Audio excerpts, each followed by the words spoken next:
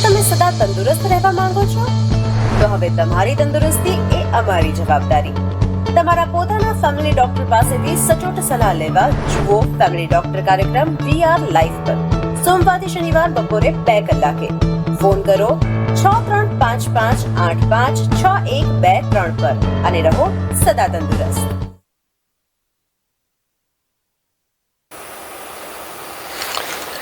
નમસ્કાર દર્શક મિત્રો, આપની તંદુરસ્તી અને આપના સ્વાસ્થ્યનો ખ્યાલ રાખતો કાર્યક્રમ એટલે ફેમિલી ડોક્ટરમાં આપ સૌનું સ્વાગત છે અને હું છું આપની સાથે પ્રતીક્ષા. દર્શક મિત્રો, ફેમિલી ડોક્ટર કાર્યક્રમમાં આપણે રોજ અલગ અલગ વિષયલક્ષી ચર્ચા કરીએ છીએ અને અલગ અલગ વિષયને લઈને અલગ અલગ નિષ્ણાત ડોક્ટરો જે આપણા કાર્યક્રમમાં આપણી સાથે જોડાય છે અને આપણે સ્વાસ્થ્યને લઈને આપણે ઘરે બેઠા માહિતી પૂરી પાડતા હોય છે. તો દર્શક મિત્રો, આજનો જે વિષય છે એ ચિલ બ્લેન છે. સ્વાભાવિક રીતે દર્શક મિત્રો, જો વાત કરું તો કદાચ મનમાં એવા પ્રશ્ન પણ ઉઠતો હશે કે ચિલ બ્લેન એ શું છે અને આ તે કઈ નવી બીમારી છે. ત્યારે આપ સૌ દર્શક મિત્રોને જણાવીશ કે ઋતુ બદલતા તાપમાનમાં જે વધઘટ થાય છે તેના લીધે આપણે સૌ કોઈ જોઈએ છે કે આપણા બોડી ઉપર ઇફેક્ટ થતી હોય છે. દરેક વ્યક્તિને અલગ અલગ પ્રકારની સાઈડ ઇફેક્ટ જોવા મળે છે. કોકને એમ કહીએ કે સ્વાભાવિક રીતે કોક વ્યક્તિને વાતાવરણ બદલાય એટલે એલર્જી હોય એટલે છીંકની અસર, શ્વાસ લેવામાં તકલીફ થતી હોય, કોકને ખાંસી લેવામાં તકલીફ હોય કાયમ માટે થઈને. તો ઘણી વખત જ્યારે ઠંડી પણ વધતી હોય છે ત્યારે આપણે સૌ કોઈ જોતા છે કે ગાલ ઉપર એક લાલ કલરના રેશિસ આપણને જોવા મળે છે, નાકની ટોચના ભાગે જોવા મળે છે, ગરદનના ભાગે, હાથ પગના પંજામાં પણ આપણને લાલ કલરના રેશિસ થઈ ગયા હોય આ પ્રકારનું એક આપણને જોવા મળતું હોય છે. ત્યારે ખાસ કરીને હાથ અને પગની આંગળીઓમાં ક્યારેક સોજા આવે છે, ક્યારેક એવું લાગે કે કોઈ સ્કિનને લઈને એલર્જી થઈ છે, અથવા તો એવું પણ કહી શકાય કે પગના અને હાથના ભાગની અંદર વધુ પડતી ખંજવાળ પણ આવતી હોય છે. ત્યારે આજે આપણે આ જ વિષયને લઈને ચર્ચા કરીશું અને ચિલ બ્લેનને લઈને આપણી જોડે આજે કાર્યક્રમમાં જોડાયા છે ડોક્ટર ઈશાન ત્રિવેદી. તેમનું સૌપ્રથમ સ્વાગત કરી લઈએ. નમસ્કાર ડોક્ટર, કાર્યક્રમમાં આપનું સ્વાગત છે. નમસ્કાર જી ડોક્ટર, ચિલ બ્લેનને લઈને આજે આપણે ચર્ચા કરવી છે, પરંતુ નામ એવું છે કે ઘણા વ્યક્તિને આપણે સ્વાભાવિક રીતે એક સાદી ભાષામાં આપણે સમજાવી શકીએ તો વધુ સારું, કારણ કે ચિલ બ્લેનને લઈને નામ પણ એવું છે તો કોઈ વિચારતા ચિલ બ્લેન શું છે. તો આપ અમારા દર્શક મિત્રોને માહિતી આપશો કે ચિલ બ્લેન શું છે, કયા કારણોસર તે થાય છે. સૌથી પહેલા તો હું આ એક આખો એક અલગ ટોપિક છે. અત્યારે ઠંડી વધઘટ થઈ રહી છે તો તેના સંદર્ભમાં ટોપિક છે ચિલ બ્લેન. એનું સાદું ગુજરાતી કરીએ તો એનો મતલબ થાય કે અતિશય તાપ, ઠંડી કે કોઈ ઠંડક વાળી જગ્યા કે એરિયા, એવી જગ્યાઓમાં જઈએ તો તેના કારણે ચામડીનું ફાટવું અથવા ચામડીમાં સોજો આવે. તો આને સાદી ભાષામાં એવું કહીએ કે કાં તો ચામડી ફાટી જાય છે, કાં તો ચામડીની અંદર સોજો આવે છે, તેને આપણે અંગ્રેજીમાં ચિલ બ્લેન કહીએ છીએ. હવે આને હું એક સિમ્પલ મિકેનિઝમ કહું તો આવું સુકાને થાય. આપણા શરીરમાં એવું કહી શકાય કે સૌથી પહેલું તો કે આપણા શરીરમાં જે બધા અંગો છે તે ચામડી એક બહુ મોટું અંગ છે. કોઈ પૂછે ને કે આપણા શરીરમાં સૌથી મોટું અંગ કયું, તો મોટું અંગ લોકો મગજ કે લીવર ગણે છે, કેમ કે સાઈઝ પ્રમાણે સૌથી મોટું અંગ મગજ કે લીવર છે. પરંતુ ખરેખર જોવા જઈએ તો સૌથી મોટું અંગ આપણું ચામડી. અને આ ચામડીનું જે આવરણ હોય તેમાં બાહ્ય આવરણ અને આંતરિક આવરણ હોય, અને એ બાહ્ય આવરણ એ ચામડીમાં જેમ જેમ કોષો મળતા જાય તેમ તેમ બાહ્ય આવરણ બને અને અંદરથી નવા નવા ચામડીના આંતરિક આવરણો બધા બનતા જાય.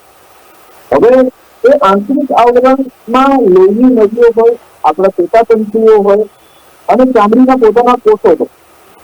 તો જ્યારે અતિશય ઠંડીમાં આ ચામડીના કોષો છે અતિશય ઠંડીના સંપર્કમાં આવે છે, તે અતિશય ઠંડીના સંપર્કમાં આવતા જ એ ચામડીની અંદર એક પ્રકારની એવી બળતરા અને એવું કહેવાય કે જે ગરમીમાં કેમ આપણને સાડા એટલે ગરમીમાં જેમ કોઈ દામ દે અથવા તો ગરમીમાં આપણે કોઈ જગ્યાએ ડરી જઈએ અને ચામડીમાં જે ઇફેક્ટ આવે તો તેને એવું કહેવાય કે હોટ બર્ન એટલે કે ગરમીને કારણે થતું બંધ થાય, પરંતુ જયારે અતિશય ઠંડી હોય તો ઠંડી એકદમ ઠંડી હોવાના કારણે જે ઇફેક્ટ પડે છે જેને ક્રાયોજેનિક ઇફેક્ટ કહેવાય છે, તો એ ઠંડીની ઇફેક્ટ પડવાના કારણે પણ એ ચામડીની અંદર એકદમ જ ડેમેજ થાય છે. અને જયારે ડેમેજ થાય છે તો તે ડેમેજ ચામડીના કોષોનું થાય છે. ચામડીના કોષોની સાથે સાથે એક કોષની અંદર એ કહેવાય કે લોહી નળીઓ, આપણું ચેતાતંતુ, આ બધાની અંદર પણ એને ડેમેજ થાય છે, નુકસાન મળે છે. અને જે ભવિષ્યમાં ચામડી ફાટવાના કારણે, ત્યાં નુકસાન થવાના કારણે, લોહીની નળીઓ ફાટવાના કારણે, ચેતાતંતુઓને નુકસાન થવાના કારણે ત્યાં સોજો આવે છે. અને સોજો આવે છે તો તેને કારણે જે વસ્તુ આવે છે તેને ચીલ બ્લેન તરીકે ઓળખવામાં આવે. જી, સામાન્ય રીતે ડોક્ટર આને એવું કહી શકાય કે જે ચીલ બ્લેન્ડ છે એ ચામડીને લગતો રોગ કહી શકાય. હા જી, બિલકુલ. અને એવું કહેવાય કે મોટાભાગના કેસીસમાં આ ચામડીનો સેલ્ફ લિમિટિંગ રોગ છે. સેલ્ફ લિમિટિંગ એટલે એવું કહેવાય કે પોતાની જાતે મટી જાય, પરંતુ આ બહુ ફ્રિકવન્ટલી થાય છે. આ ચીલ બ્લેન જેને પણ થાય છે એને એકવાર કોલ્ડ એક્સપોઝર થયું, એકવાર ઠંડી સાથે એને એક્સપોઝ થયું તો તેમાં તેને ડેફિનેટલી એને ડેમેજ થઈ જાય છે. અને આ જે ડેમેજ થાય છે એ ચામડીને નુકસાન થાય છે, તે પોતાની જાતે જે એ હળવું નુકસાન હોય તો પોતાની જાતે હીલ થઈ જાય છે. પરંતુ જો વધારે નુકસાન હોય તો પછી એનાથી શરીરને બીજું કદાચ તમારે ડોક્ટરનો સંપર્ક કરવો જોઈએ, તો એ પ્રકારે એમને મદદ કરવા પડે. જી, ડોક્ટર હમણાં તો આમ તો એમ કહી શકીએ કે 2 દિવસથી ઠંડીનું પ્રમાણ થોડું ઘટ્યું છે, એટલે કે વાતાવરણ આપણને થોડું ભેજવાળું પણ લાગે છે. સાથે જ એવું પણ કહી શકીએ કે આજે ઘણા બધા એમ કહીએ કે રાજ્યના ઘણા બધા વિસ્તારોમાં, ખાસ બનાસકાંઠા છે, અરવલ્લી છે, આ બધા વિસ્તારમાં વરસાદ પણ પડી ચૂક્યો છે. એટલે કે એક તરફ ભેજવાળું વાતાવરણ પણ, ઠંડીની સાથે ભેજવાળું વાતાવરણ પણ જોવા મળી રહ્યું છે.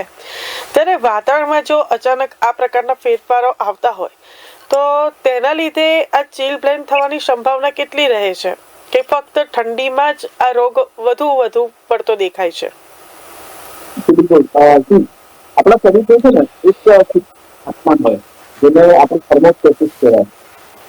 આપણા શરીરનું એક તાપમાન હોય અને જનરલી આપણે એવું કહેવાય કે જે 98.6 ડિગ્રી, એટલે કે આપણા શરીરનું એક તાપમાન 98.6 ડિગ્રી ફેરનહીટ આપણા શરીરનું નોર્મલ ટેમ્પરેચર. જ્યારે એ ટેમ્પરેચર આપણું 100 ડિગ્રીથી વધારે થાય છે તો તેને આપણે એવું કહીએ કે આને તાવ આવે. પરંતુ જ્યારે કોઈ પણ પરિણામે, કોઈ પણ કારણથી જ્યારે એ ભાગને ચામડીને એ નીચે એનું તાપમાન નીચે જતું રહે અને સડન નીચે જતું રહે, ધારો કે 98.6 હોય એનું સડન ગરમીને 94 થઈ જાય. એક સિમ્પલ એક્ઝામ્પલ કે તમારું જયારે નોર્મલ હાથ હોય, પગ હોય અને એ જગ્યાએ તમે ધારો કે કોઈ ઠંડુ ગ્લાસ પકડો, બરફનો ટુકડો પકડો કે કોઈ પણ એવું કારણ છે કે શરીર સડનલી ઠંડા પડાને એક્સપોઝ થઈ જાય. ઠંડી હવા ઘણી વાર ઉત્તરાયણની સિઝનમાં તમે એવા બ્લિંગમાં બહુ પૂછી ગયા કે એકદમ ઠંડી હવા સવારના પોરમાં હોય તો એને કારણે પણ એ રીતે ચામડી, ગાળની ચામડી, ત્યારબાદ એની ઉપરની ચામડી, આ બધી ચામડીની ઉપર એમને તેને ફાટી જવાની શક્યતા એકદમ એને ફાટી જાય છે. ત્યારબાદ તે પ્રકારનું એના પછી ધીરે ધીરે એમાં સોજો આવે છે. એટલે આમ જોવા જઈએ તો તમારો જે પ્રશ્ન હતો કે ચામડીની અંદર આવું થવાના કારણો આ સિઝન બદલાય એટલે તમને જોવા મળે છે. સડન ઠંડુ ગમે તે રીતે, આજે તમે કોઈ વસ્તુ પકડી કે એવું કર્યું તો એને કારણે એકદમ સિરદર્દ થઈ શકે, ફ્રોસ્ટબાઇટ થઈ શકે, અથવા તો તમે તાપમાન ઘટી જાય તો શરીર એના પ્રમાણે એડજસ્ટ ન કરી શકે. ચામડીનું મોઇસ્ચર એટલે કે ચામડીની જે ભીનાશ છે એ ભીનાશ જતી રહે, એ કોઈ પણ કારણથી. એ કારણો આપણે આજે ડિસ્કસ કરશું કે કયા કારણો છે, પરંતુ તેનાથી ચીલ બ્લેન થવાની શક્યતા ખૂબ વધી જાય. જી, ખાસ ડોક્ટર જ્યારે આપણે ચર્ચા કરી રહ્યા છીએ ત્યારે આપ દર્શક મિત્રોને સૌપ્રથમ આપ એ પણ જણાવો કે જ્યારે ચીલ બ્લેન તમને થાય છે, આમ તો માહિતી થોડી ઘણી તો કદાચ ઘણા બધા દર્શક મિત્રોને ખબર પણ હશે, પરંતુ તે છતાં આપણે જ્યારે વાત ચાલી રહી છે ત્યારે આપ જણાવો કે કયા પ્રકારના લક્ષણો કયા શરીરના અંગો પર જોવા આપણને મળે છે? સૌથી પહેલા તો ચીલ બ્લેન જ્યાં ચામડી છે બધી જગ્યાએ થઈ શકે. એ પછી માથાના વાળ હોય કોઈ જગ્યાની ચામડી હોય, કપાળની ડાઘ હોય, ગરદન હોય, આપણે ગરદનનો પાછળનો ભાગ હોય, પગ હોય, બગલ હોય, આંગળીઓ વચ્ચેના કાપા, આવા બધી જ જગ્યાએ ચીરચેન થઈ છે. ચીરચેન થવાનું મુખ્ય જે લક્ષણો છે તેમાં એવું જોવા મળે છે કે શરૂઆત એવી થાય કે પહેલા હંમેશા સ્કીનનું ઉપરનું લેયર કાઢે, એટલે તમને વ્હાઇટ એવું એકદમ એવું લાગે છે કે થઈ રહ્યું એ વ્હાઇટ થઈ રહ્યું છે. એ બીજા પણ રોગોમાં થઈ શકે. ચીરચેન સાથે આપણે એ રાખવું પડે કે અન્ય રિસન્ટલી કોઈ કોલ્ડ એક્સપોઝર થઈ શકે છે. બીજું રીઝન એ લક્ષણોમાં જોવા મળે તો એ જગ્યાએ ચામડી ખેંચાય, એટલે કે ચામડીની ભીનાશ ઓછી થાય, ચામડીની સ્થિતિસ્થાપકતા ઓછી થાય, એટલે એવું લાગે કે ચામડી ખેંચાય છે તેવા લક્ષણોમાં.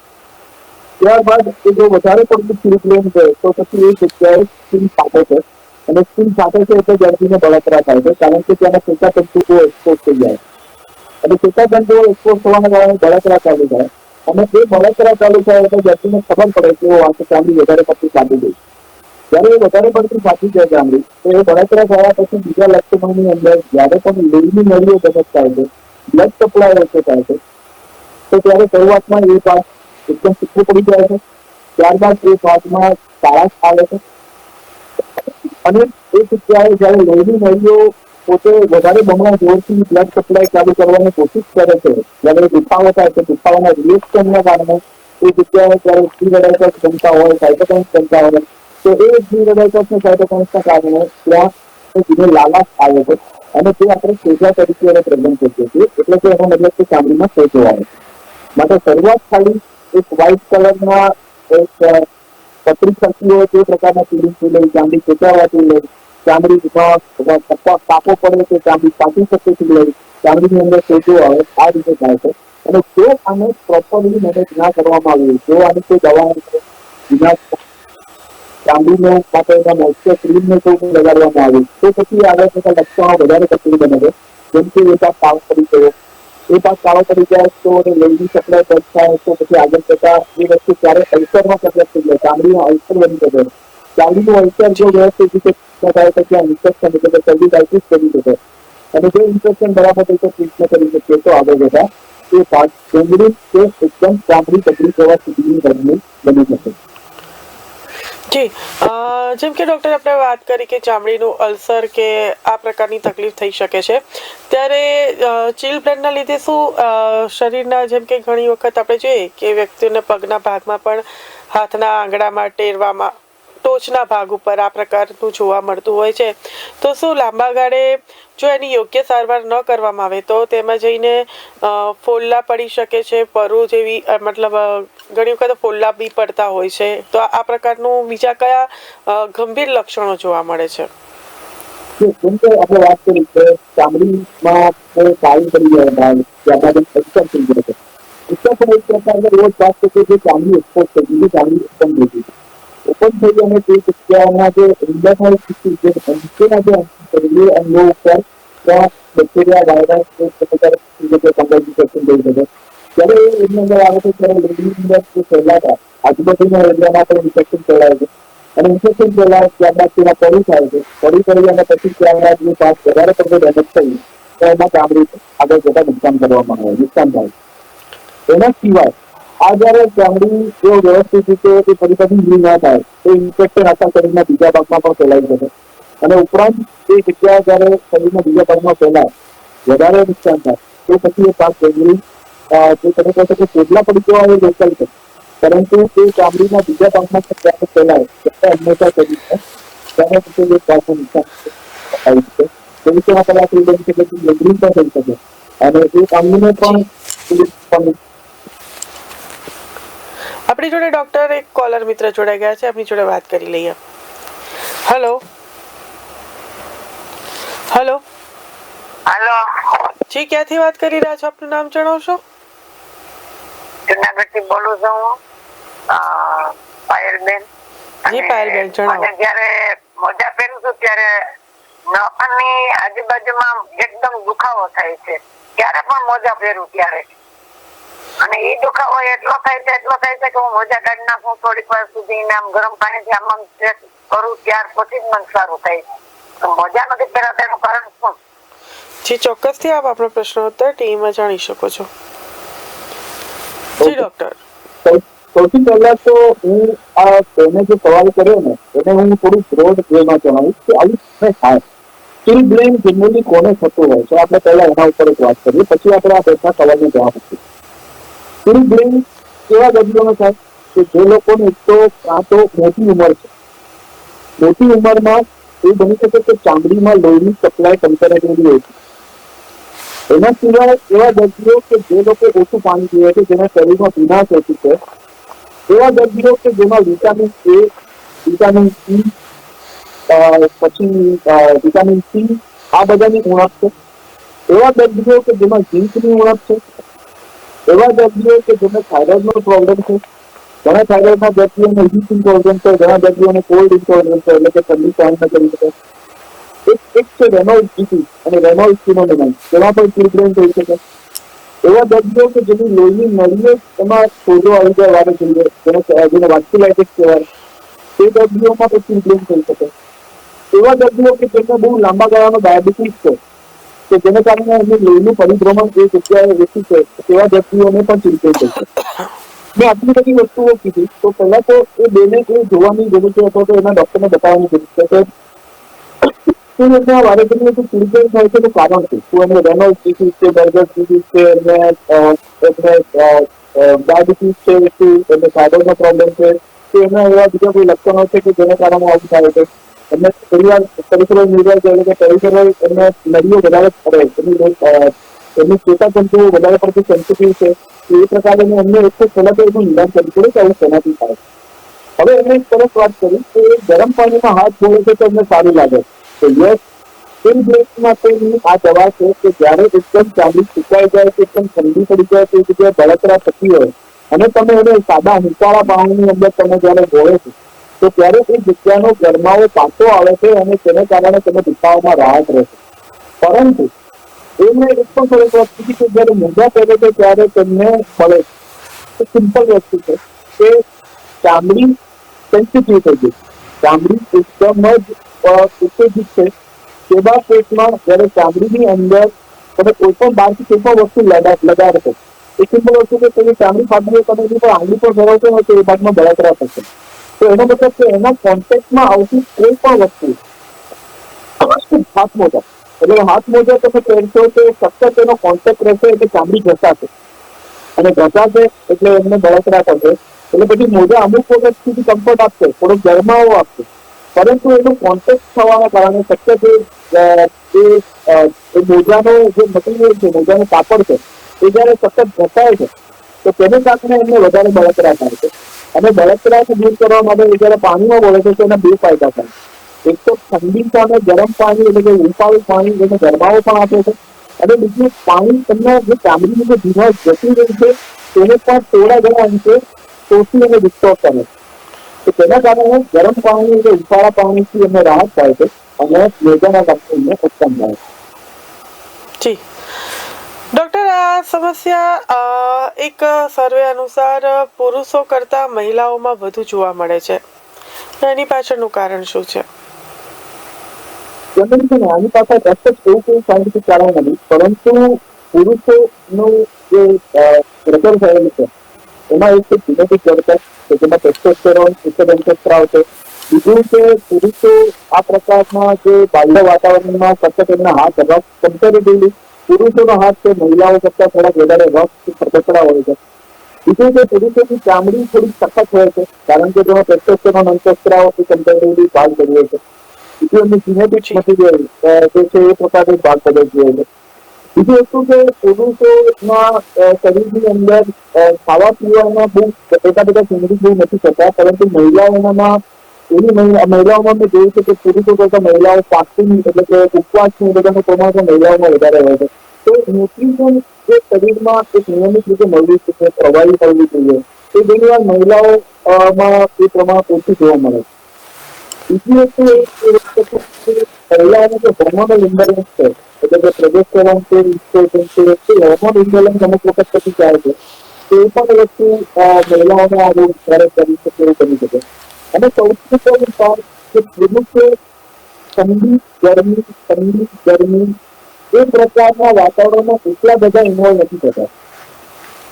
મહિલાઓ રસોઈનું કામ કરતા વધારે હોવાથી એમના હાથ ગરમ વસ્તુઓને પણ અડે છે, ઠંડી વસ્તુઓને પણ અડે છે. માટે ત્યાંની ચામડી એ તાપમાનમાં વધારા ઘટાડાને બહુ જ ફ્રીક્વન્ટલી તેની ચામડી ઉપર અસર થાય.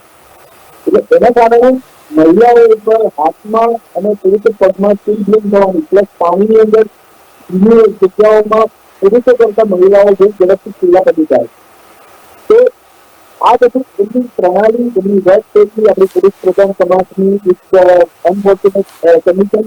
આ બધી વસ્તુઓ પણ આમાં બહુ મોટો ભાગ ભજવે છે. માટે એવું કહી શકું કે મહિલાઓને પુરુષો કરતા આ બહુ વધારે થવાની શક્યતા રહે છે. કદાચ તો હોય છે સામાજિક દ્રષ્ટિએ પણ જે જોઈ છે તો હું જી બિલકુલ, આપણી જોડે એક કોલર મિત્ર જોડાઈ ગયા છે, એમની જોડે વાત કરી લઈએ. હેલો. હા બોલો, જણાવો ક્યાંથી વાત કરી રહ્યા છો, નામ જણાવો. મારું નામ જ્યોતિકા છે, 71 વર્ષની ઉંમર છે મારી. મને છે ને ત્યાં આપણે જોઈએ કે વાણીથી મહત્વ આમ જોઈન્ટ થાય ને તો પછી બહુ જ ખંજવાળ આવે છે અને લાલ લાલ થઈ જાય છે, ધીરે ધીરે ખોલ્યો થાય છે.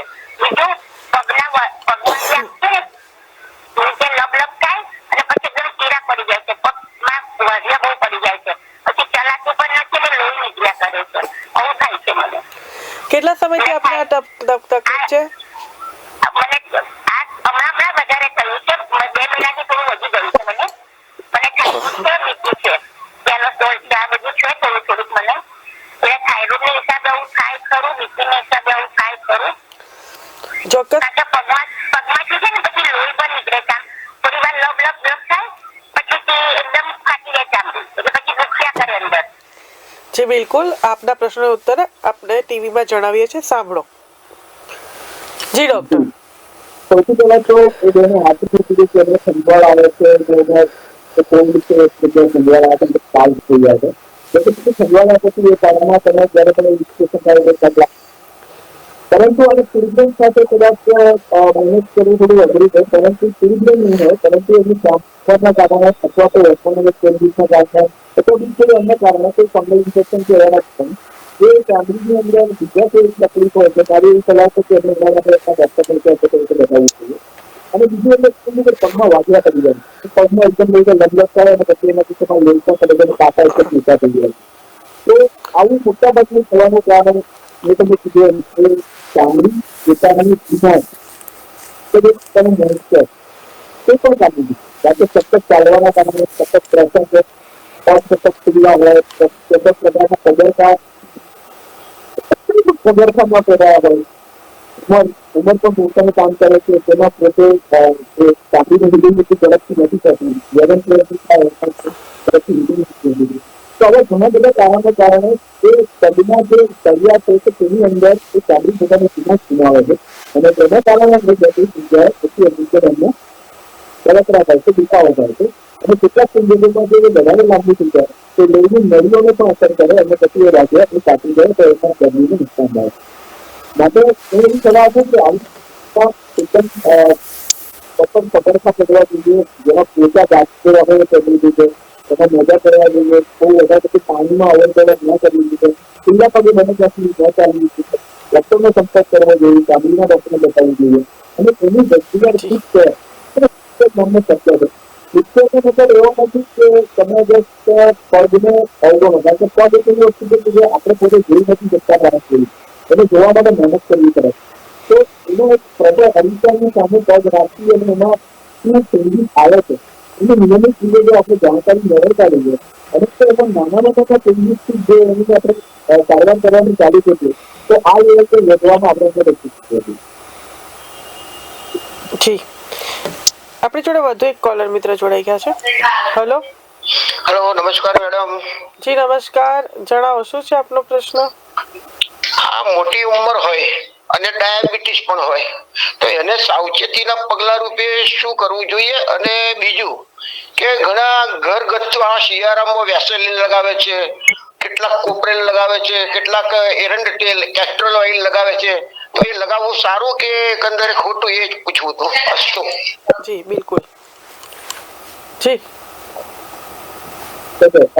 તેમનો જે સવાલ છે તો ડાયાબિટીસમાં એની કદાચ આપણે આજના કરંટ ટોપિક સાથે લઈ આખું ઓવરઓલ ડાયાબિટીસમાં શું જ્યાં વાત કરીએ અમારે જે ડાયાબિટીસ સાથે અલગ ટોપિક છે પણ ડાયાબિટીસના વ્યક્તિઓને એટલે કે પગની શું કાળજી રાખવી તેના ઉપર આપણે ફોકસ કરીએ. ડાયાબિટીસના દર્દીઓને ફૂટકેરમાં આપણી વસ્તુને ધ્યાન રાખવું જોઈએ. પગમાં સૌથી પહેલા તો રોજ રાત્રે સૂતી વખતે પાણીમાં પગ ધોવા જોઈએ, એટલે કે ઉકાળા પાણીમાં તમારે પગ ધોવા જોઈએ. બીજી વસ્તુ, ડાયાબિટીસના દર્દીઓએ પગનું પ્રોપર એક નિરીક્ષણ રોજ રાત્રે કરવું જોઈએ. કારણ કે ડાયાબિટીસના કારણે પગના ચેતાતંતુઓની સંવેદના ઓછી થઈ હોય તો ઘણી વાર મોટું વાગી ગયું તો પણ ડાયાબિટીસ હોવાના કારણે એટલી બધી દુખાવો થતો નથી અને એમાં બચીને ખબર નથી પડતી કે કેટલી રકમ વાગી ગઈ. બીજું કે ડાયાબિટીસના દર્દીઓએ પગને નિયમિત રીતે એમને સાફ રાખવા જોઈએ, બચાવ રાખવા જોઈએ, ઓછું કરવા જોઈએ. દર્દીઓએ પગ બને ત્યાંથી ખુલ્લા પગે ચાલવું ન જોઈએ. એમને જેવી જગ્યા હશે કે સંરક્ષિત જમીન છે બને ત્યાંથી ત્યાં ન ચાલવું જોઈએ. ડાયાબિટીસના દર્દીઓ પગને રોજ તમે વાત કરી કે ઉકાળા પાણીથી ધોવા જોઈએ. બીજું કે જે તમે વાત કરી કે પગમાં આ રીતે ટોટલ કન્ડિશનમાં બીજો સવાલ હતો એ હતો કે જ્યારે વ્યક્તિની તેને લીધે જઈ લગાડતા હોય તો સૌથી પહેલા આ બધાનો મતલબ એ છે કે ચામડીમાં ભીનાશ રહેવી જોઈએ. ચામડી જે પોતાની ભીનાશ ગુમાવે છે તો પછી એમને પડતા પછી આ એસિડ થવા આ પ્રકારની વસ્તુઓ થાય છે. એનાથી એક એવું કહેવાય કે ચામડી જે ઇન્ફેક્ટ છે, ચામડી જે નોર્મલ છે તો આપણે મેડિકલ પેશન્ટ લગાવીએ તો એમને કોઈ નુકસાન નથી. પરંતુ એ માતામાં નાખી છે એ તકલીફ લગાવે તો પછી એવી વસ્તુને થોડી અવરોધ છે કે ચામડીમાં ઓળી પેલા ટ્રેડમાં આવે છે તો ગેરજ નથી નહીં જોઈએ. પરંતુ પગની મસાજ ઓઇલ લગાવવું ત્યાં સુધી ચામડીમાં કટ નથી, ચામડીમાં દર્દ નથી, ત્યાં સુધી ચામડી પર પૈસે લગાવો એમાં કોઈ પ્રોબ્લેમ નથી. તો જ્યારે ચામડીમાં કટ છે, ડેમેજ છે, લોહી પડે છે, કટ છે, પડી છે તો પછી તમે એ જગ્યાએ પછી એને અંદર કોકોનટ ઓઇલ લગાવી સારું થઈ જશે. એ જગ્યાએ ખાલી લાલાશ છે એ ખાલી ઓઇલ લગાવી સારું થઈ જશે એ વસ્તુ ખોટી છે. એકવાર એ ડેમેજ થયું તો પછી એને જો તમારે ડૉક્ટરની સલાહ પ્રમાણે પછી એ પ્રકારે મેડિકલ ટ્રીટમેન્ટ વિચાર કરવી જોઈએ. ત્યાં સુધી ઘરગથ્થુ જે પણ છે ડૉક્ટરની હોય કે ચામડી ઇન્ફેક્ટ છે તો પછી કોઈ ચિંતા નથી, આપણે એ કરી શકીએ. જી બિલકુલ. ડૉક્ટર, એમ તો ઘણા બધા એવા પ્રશ્નો છે જેને લઈને આપણે હજુ ચર્ચા વધુ લંબાવી શકીએ છીએ, પરંતુ કાર્યક્રમને લઈને આપણી જોડે એક સમય મર્યાદા પણ છે. આપ અમારી સાથે જોડાયા અમારા દર્શક મિત્રોને ચિલ બ્લેન્ડને લઈને આપે ખૂબ સરસ માહિતી આપી, તે બદલ આપનો ધન્યવાદ. જી તો દર્શક મિત્રો, આજના ફેમિલી ડોક્ટર કાર્યક્રમમાં ફક્ત આટલું જ. ફરી મળીશું સોમવારે એક નવા વિષય સાથે. ત્યાં સુધી મને રજા આપશો. નમસ્કાર. શું તમે સદા તંદુરસ્ત રહેવા માંગો છો? તો હવે તમારી તંદુરસ્તી એ અમારી જવાબદારી. તમારા પોતાના ફેમિલી ડોક્ટર પાસેથી સચોટ સલાહ લેવા જુઓ ફેમિલી ડોક્ટર કાર્યક્રમ VR લાઈવ પર સોમવારથી શનિવાર બપોરે 2 કલાકે. ફોન કરો 6355856123 પર અને રહો સદા તંદુરસ્ત.